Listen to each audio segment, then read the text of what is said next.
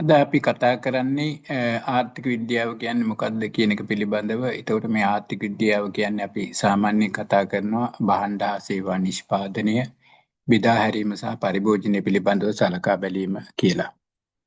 එතකොට ඇයි මේ භාණ්ඩ හා සේවා නිෂ්පාදනය, බෙදා හැරීම, පරිභෝජන පිළිබඳව කතා කරන්නේ ඇයි කියලා අපි හොයලා බලමු.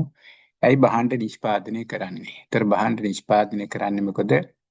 ඇත්තටම පාරිභෝගිකයන්ගේ වුවමනාවන් සහ අවශ්‍යතාවන් සම්පූර්ණ කර ගැනීම සඳහා.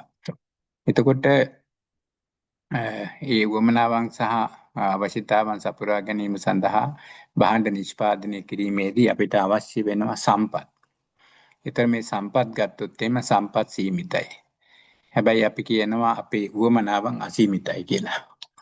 එතකොට එහෙනම් ආර්ථික විද්‍යාව කියන එක අපිට කතා කරන්න පුළුවන් නැවත සැරයක්.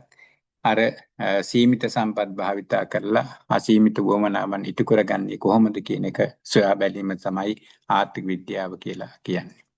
ඊට පස්සේ අපි නැවත අනිත් වීඩියෝ වලින් අපි හමු වෙමු.